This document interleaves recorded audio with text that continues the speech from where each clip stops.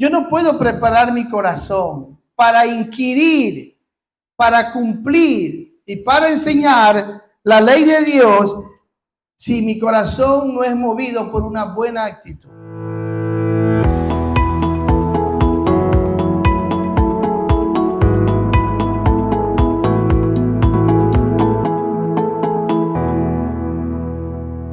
Porque Esdras había preparado su corazón para inquirir la ley de Jehová y para cumplirla y para enseñar en Israel sus estatutos y decretos. Pueden sentarse. ¿Sí se da cuenta cómo la Biblia describe la motivación correcta de un hombre que tiene buenas intenciones para buscar a Dios? Y las intenciones correctas y justas. 3 palabras dice aquí. Y quiero empezar con la palabra preparar. ¿Él preparó qué cosa? Pero esto tiene que ver con motivación justa y correcta. Yo no puedo preparar mi corazón para inquirir, para cumplir y para enseñar la ley de Dios si mi corazón no es movido por una buena actitud, por una buena motivación. La palabra preparar, hermano, quiere decir estar atento, estar dispuesto, ser dócil, ser dado, entregado. ¿Pero para qué? Para aprender a oír a Dios, escuchar a Dios. Entonces vamos a ver la vida de este hombre, cómo preparó su vida. Vamos a ver su calificación, porque el hombre de Dios tiene que ser calificado por Dios, no por el hombre. Amén. Porque hay muchos que pueden tener mucha teoría y preparación, pero no pueden tener la calificación de Dios, la aprobación de Dios. Son dos cosas muy diferentes. Este hombre no solamente tuvo la calificación de Dios, sino que contó con la provisión de Dios, contó con la comisión de Dios, y eso produjo en él una constancia, una devoción y un triunfo. ¡Qué gloria, hermano! Pero ¿saben? Todo dependió de su corazón, que lo dispuso. Y yo creo que esto tiene que estar claro en nuestras vidas, hermano. Cuando disponemos nuestro corazón, vamos a saber inquirir la ley de Dios. Y es lo que le dije hace un momento. Si usted viene solo para ser un espectador, usted no va a inquirir. No va a inquirir nada. Pero si usted vino con una necesidad, usted va a saber oír a Dios. Y usted va a salir de aquí bendecido. Amén. Entonces vemos aquí que este hombre, hermano, tuvo cuidado de sí mismo. Tuvo cuidado de cómo comportarse delante de Dios, cómo guiarse delante de Dios. Pero para prepararse se necesita ser diligente. Usted no se puede preparar siendo ocioso. Hoy no puedo, hoy no quiero. No, usted tiene que ser una persona diligente y eso entra con la disciplina. Tiene que ser disciplinado. Tiene que ser ordenado para buscar a Dios. Tiene que tener un tiempo, un espacio donde usted se compromete seriamente, hermano, porque tiene esa hambre de conocer a Dios. Y aquellos que han leído el libro de Esdras, Dios usa a Ciro despertando su espíritu para que se cumpla la profecía de Jeremías. Y comienza con él, porque tanto en Persia, Ciro y Artajerjes eran los hombres que Dios iba a usar para que Jerusalén sea restaurada. Lo maravilloso es que este hombre, su corazón estaba conectado con Dios. Jamás Dios va a usar a alguien, gracias hija, jamás Dios va a usar a alguien que su corazón no esté conectado con Dios. ¿Sabe a quién Dios usa? Aquel que se somete a su sentir, a su voluntad, a su querer, a su hacer. Este hombre estaba sumiso a los pies del Señor, inquiriendo la voluntad de Dios. Y recibía instrucciones de Dios. ¿Qué tenía que hacer? ¿Cómo moverse? ¿Y sabe dónde viene la aprobación de Dios? El ser calificado por Dios. Cuando un corazón sabe obedecer. En lo poco. Y empezó el Señor a darle instrucción poco a poco a él. Y sin embargo, si usted ha leído la historia, cuando él ya llega con su gente a Jerusalén para hacer, él comienza a contar. Y él decía, mire, nos pasó esto. Dios tocó el corazón de Ciro. Despertó su espíritu. Dios puso en mí hacer esto. Y me añadió a tantas personas, porque Dios a Esdras no solo lo mueve. Cuando Dios te va a mover a ti a hacer algo, y es que tenía que restaurar, y un solo hombre no podía restaurar una ciudad, el templo, reedificarlo. Dios comienza no solo a despertar el espíritu de un rey impío, sino que también comienza a despertar el espíritu de un grupo de sacerdotes, de gente que se iban a añadir a Esdras para hacer la voluntad de Dios. Así obra Dios, hermano. Dios obra con gente dispuesta. Pero basta uno que dé la iniciativa y los demás siguen. ¿Siguen qué? El ejemplo. Y este hombre comenzó a contar cómo Dios lo había comenzado a mover. Cómo Dios había comenzado a obrar, a operar en él. Pero lo que me toca es que Esdras no estaba tan interesado primordialmente en la reconstrucción de los muros y del templo, no, sino de las vidas. Porque ¿de qué sirve, hermano, contar con un lindo edificio, con una iglesia grande, llena de gente mundana,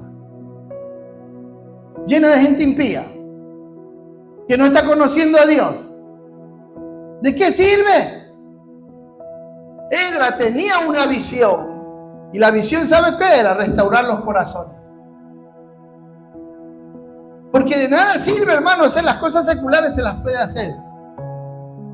Pero lo más duro es trabajar en el corazón. Y el corazón de una persona no es fácil, hermano. Y entonces él comienza a contar cómo la mano de Dios, si usted lee ahí en el contexto, el versículo 10 habíamos leído, el versículo 6, dice así: este Esdras subió de Babilonia, era escriba diligente en la ley de Moisés. ¿Cómo era? Diligente. Dios usa gente así, diligente, no ociosa, que Jehová Dios de Israel había dado, y le concedió el rey todo lo que pidió. ¿Por qué? Lee ahí. Porque la mano de Jehová su Dios estaba sobre Dios. Si necesitamos servir a Dios, necesitamos contar con que la mano de Dios esté sobre nosotros. Porque si no, es inútil todo lo que hagamos. Es inútil, hermano. Yo le decía a Dios, es inútil. Es inútil ponerse a predicar, a enseñar, a dar instrucciones. Si tu mano no está sobre el siervo que enseña, que predica, si tú no estás con la boca, si no sale la autoridad tuya a través de aquel que predica, que enseña, es inútil. Porque tú puedes transmitir información, instrucción, pero sin autoridad no tiene valor. Estoy explicando.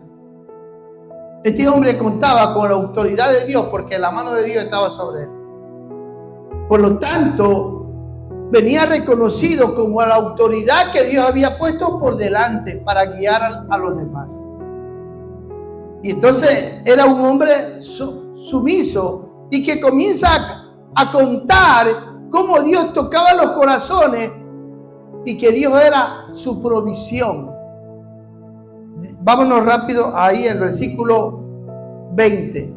Y todo lo que se requiere para la casa de Dios que te sea necesario dar, lo darás de la casa de los tesoros del rey. Y por mí, Artajerjes, rey, es dada la orden a todos los tesoreros que están en todo lado del río, del otro lado del río, que todo lo que os pida el sacerdote Esdras, escriba de la ley del Dios del cielo, se le conceda pronta. ¡Uy! Ese hombre recibió cartas del rey Artajerjes y tenía que todo el mundo obedecer al rey. Mire cómo Dios estaba usando a un rey persiano para hacer su obra. Dios usa al que Él quiere, hermano. Dios usa al que Él quiere. Simplemente era el instrumento. Y por eso que si usted lee, bueno, aquí hay versículos preciosos para seguir leyendo. Usted subraya en su Biblia que se le conceda prontamente. Qué lindo, ¿verdad? Eso se llama provisión divina para hacer la voluntad. Dios al hombre que llama lo respalda. Lo respalda, hermano. Cuenta con la aprobación, la calificación de Dios y con la provisión de Dios. Amén. Porque este es un camino de fe, hermano. Por eso en Filipenses 4:19, aunque Pablo decía, ¿verdad? Mi Dios suplirá todo, hermano, lo que falte, todo, conforme a sus riquezas en gloria, pero ahí añade a la iglesia, en Cristo Jesús, y la palabra clave, Señor nuestro. ¿Sabe a quién Dios provee? A los que están haciendo de Cristo su Señor, donde está el señorío de Cristo. Aleluya. Vámonos al versículo 21 rápidamente. Esdras era sumiso a la comisión que Dios le había establecido. Y tú, Esdras, conforme a la sabiduría que tienes, ¿de quién? De tu Dios. No del instituto que estudiaste, que te preparaste. No, de tu Dios. Conforme a la... O sea, Dios no llama a gente, hermanos, sin antes capacitarlo de su sabiduría. Y no hablamos aquí de la palabra sabiduría. Muchos creen que es conocimiento, tener tantas instrucciones. No. Intelectuales. Aquí habla de una sabiduría divina. Habla de carácter. La sabiduría que viene de lo alto, lo primero que forma, ¿sabe qué es? Tu carácter. Tu carácter. Y ese carácter esa sabiduría viene revelada a través del carácter del hombre que Dios ha llamado. Por quien está ejecutando sus planes, sus propósitos. Pero esto tiene que ser, si vamos al versículo 22, miren lo que dice el versículo 27. Bendito Jehová, Dios de nuestros padres, que puso tal cosa en el corazón del rey. Mire cómo le está glorificando. Está reconociendo que quien puso eso en el corazón del rey era Dios.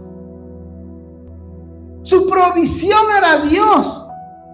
Quien estaba obrando era Dios. Quien estaba tocando los corazones era Dios. Quien estaba abriendo puertas era Dios.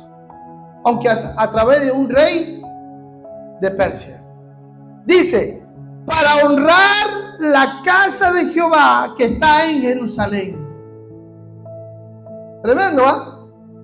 Qué lindo, ¿verdad? Ahora miren lo que dice el versículo 28 al final. Y yo, fortalecido por la mano de mi Dios, sobre mí. ¿Qué reconocía Esdras? Que la mano de Dios estaba sobre él, fortaleciéndolo para hacer todo lo que Dios le indicaba en su corazón. ¿Sabe, hermano? Eso se llama propósito de existencia. ¿Cuál es el propósito de tu existencia? ¿Por qué tú existes? ¿Para qué existes? ¿Para qué estás aquí en la tierra? Hermano, tenemos que tener un propósito de nuestra existencia. Esdras tenía claro el propósito de su existencia y estaba haciendo la comisión de Dios aquí en la tierra. Dejó huellas y hasta el día de hoy se habla de él. ¿Sabe por qué, hermano? Porque se alineó al propósito por el cual Dios lo había mandado a este mundo. Qué lindo que nosotros podamos entender y ver así la vida. ¿Para qué yo estoy aquí, hermano? ¿Por qué Dios me tiene aquí? ¿Cuál es mi comisión? ¿Cuál es mi propósito? ¿Qué es lo que Dios me pide hacer? ¿Qué es lo que tengo que hacer? ¿Cuándo lo tengo que hacer? Y así sea algo tan pequeño que Dios le mandó a hacer, hágalo. No porque el pastor le dice, no porque alguien le comisiona, es porque usted está sumiso al propósito de Dios. Y no se preocupe, porque no va a faltar oposición. Esdras, ¿tuvo o no tuvo oposición? Claro. Y la tuvo desde el inicio. Muchos no querían que Jerusalén sea reconstruida, menos el templo. Pero sin embargo, tuvo el coraje, el valor, la sabiduría para afrontar todo eso y superarlo. Porque no crea que Dios le llama a hacer algo y usted no va a tener oposición, va a tener oposición. Pero qué lindo cuando usted está dispuesto. Por eso, una de las cosas que tenemos que ver es su constancia. O sea, vamos al versículo 21 del capítulo 8. Vamos a ver la constancia de él. Pagó el precio para vencer. Pagó el precio, hermano. Miren lo que dice. Y publiqué ayuno allí junto al río Ahava, para afligirnos delante de nuestro Dios, para solicitar de Él camino derecho para nosotros y para nuestros niños y para todos nuestros bienes. Dice, porque tuve vergüenza de pedir al rey tropa y gente de a caballo que nos defiendiesen del enemigo en el camino, porque habíamos hablado al rey diciendo, la mano de nuestro Dios es para bien sobre todos los que le buscan. Mas su poder y su furor contra todos los que le abandonan. Ayunamos pues y pedimos a nuestro Dios sobre esto, y él nos fue, subraya en su Biblia, propicio. ¿Pero qué le costó? Pagar un precio. Amén. Para vencer a sus enemigos, para que Dios, contar con la protección de Dios.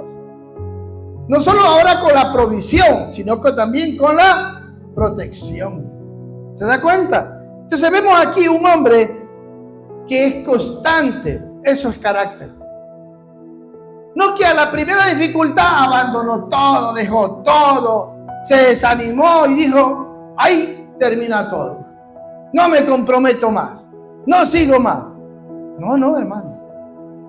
La constancia es una evidencia de que usted se mantiene en los propósitos de Dios.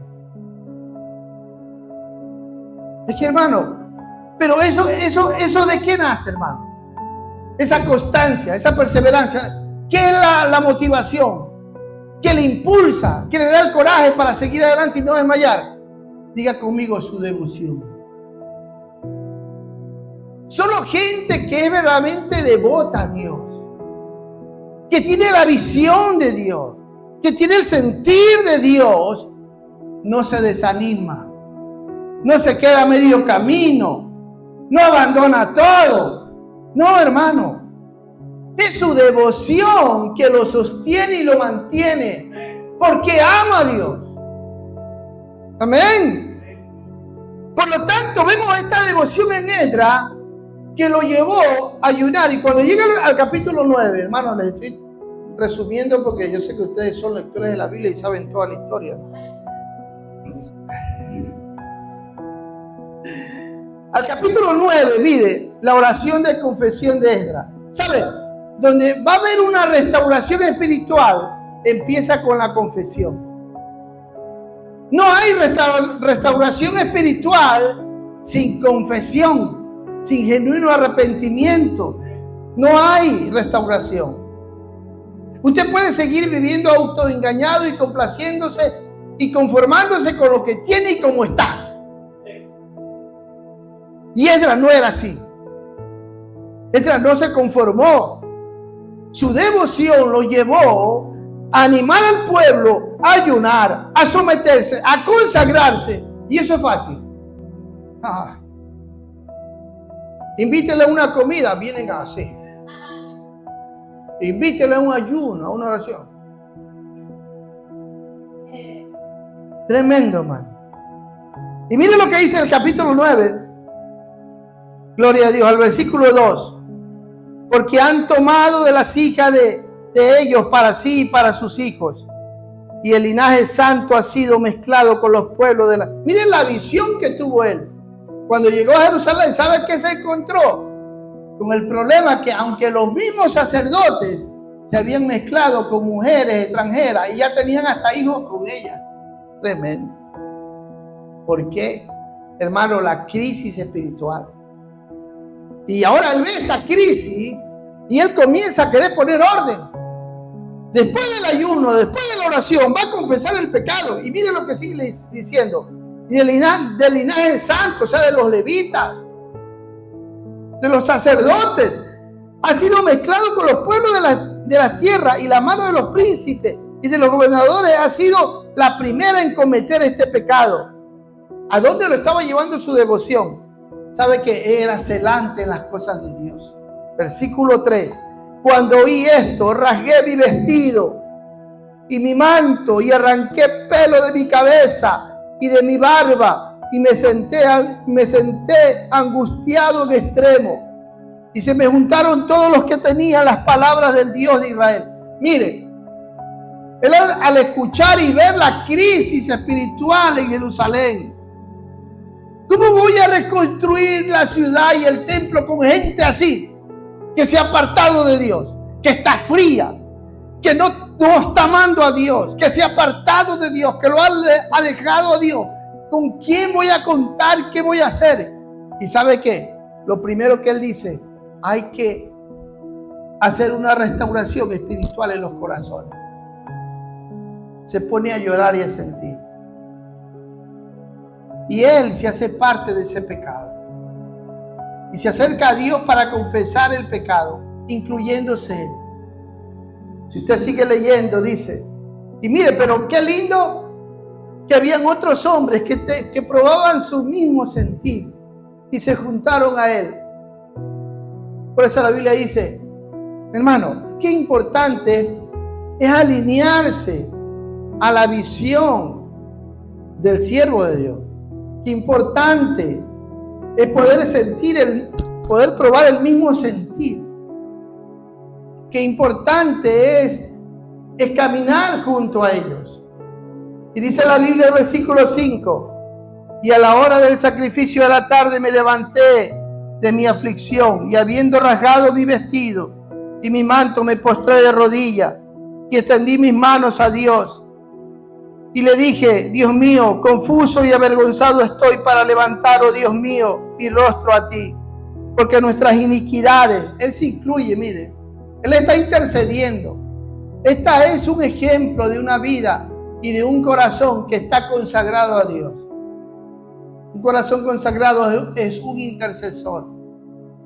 Y dice la Biblia, y se han multiplicado sobre nuestra cabeza y nuestros delitos han crecido hasta el cielo. Desde los días de nuestros padres hasta este día hemos vivido en gran pecado. Tremendo, ¿eh? Así empezó la restauración. Y si usted, bueno, yo sé que ustedes han leído todo y saben. Cuando él llega y él dice, ahora, ¿sabe qué es lo que tienen que hacer? No solamente llorar conmigo, no solamente pedir perdón, confesar. Después que tú confiesas tu pecado, tú tienes que estar decidido a abandonar tu pecado. Y los invita a ellos a abandonar a sus mujeres y a sus hijos que habían hecho alianza con extranjeras. Oiga, eso es fácil. ¿Ah? Yo creo, hermano, que estaba el Espíritu de Dios ahí redarguyendo a todo ese pueblo, viéndolo llorar a Esdras y a los sacerdotes que se habían unido a él. Y hermano, al punto que cuando él comienza a hacerles el desafío, sabe que el evangelio tiene demanda. El evangelio no solamente tiene promesas. Hay muchos que solamente se quedan en las promesas. Ay, Dios, tú, esta es tu promesa, esta es tu promesa. No. ¿Y las demandas? El Evangelio cuenta con dos cosas, con promesas y demandas. Tú quieres ver la promesa de Dios que se cumpla en tu vida. Tú primero tienes que responder a las demandas de Dios. A confesar tu pecado, a renunciar tu maldad, a abandonar todo lo que Dios te dice que abandones. Y eso es lo que hizo Esdras. Esdras los desafió a ellos. Versículo 13 del capítulo 9. Mas después de todo lo que nos ha sobrevenido a causa de nuestras malas obras y a causa de nuestro gran pecado, llega al capítulo 10 y le va a hablar a un remanente. Antes del capítulo 10, versículo 15. Oh Jehová, Dios de Israel, tú eres justo, puesto que hemos quedado un remanente que ha escapado. Tremendo. Como en este día, henos aquí delante de ti en nuestros delitos, porque no es posible estar en tu presencia a causa de esto. Versículo capítulo 10. Mientras oraba Esdras y hacía confesión, versículo 1 del capítulo 10 estoy leyendo. Llorando y postrándose delante de la casa de Dios, se juntó a él una muy grande multitud de Israel, hombres, mujeres y niños, y lloraba el pueblo amargamente. Esto es restauración espiritual, hermano. Así empieza la restauración espiritual, con un llanto amargo por haber ofendido a Dios, por no estar viviendo a la altura de Dios. Le pregunto yo a usted, amada iglesia, ¿hoy la iglesia está viviendo a la altura que Dios nos pide? No, hermano. ¿Y sabe qué es lo que tenemos que probar y sentir? Es esto que ellos sí probaron y sintieron. Y entonces mire lo que entonces respondió Secanías, hijo de Hiel, de los hijos de Elán, y dijo a Esdras: nosotros hemos pecado contra nuestro Dios, pues tomamos mujeres extranjeras de los pueblos de la tierra. Mas a pesar de esto, aún hay esperanza para Israel. Buscaba una esperanza. ¿Sabe? Una de las grandes necesidades del ser humano no es solamente sentirse amado. El corazón del hombre tiene una gran... Su primera necesidad es el amor. Es sentirse que alguien lo ama. La segunda necesidad del corazón del hombre, ¿sabe cuál es? Es tener una esperanza futura que va más allá de esta vida. Y la tercera necesidad que el corazón del hombre siente es contar con un propósito de su existencia. Estas tres grandes necesidades solo Dios las puede suplir. Y cuando el corazón del hombre siente y prueba el amor de Dios, su corazón viene satisfecho. Y cuando abraza por la fe la esperanza eterna, sabe dónde está yendo. Y aprende en esta vida a vivir para Dios. Y sabe que encuentra en este mundo, después que encuentra el amor de Dios, la fe que le da una esperanza viva, encuentra el propósito de su existencia. Y eso te enseña a vivir para Dios en este mundo, viviendo, haciendo la voluntad de Dios y no la tuya. Y por lo tanto ellos entendieron esto. Se habían desviado de la voluntad de Dios, de los propósitos de Dios. Y comienzan a confesar. ¿Y sabe qué le dice Esdras? Ahora ustedes tienen que despedir a sus mujeres y a sus hijos. Tremendo. Porque han hecho alianza con pueblos que no es pueblo de Dios, extranjeros. ¿Y sabe qué es lo que va a probar el pueblo de Dios en esa restauración espiritual? Un triunfo sobre su propio ego, arrogancia, sobre su propio pecado. Y se van a rendir completamente a Dios y van a despedir a su mujer y a sus hijos extranjeros.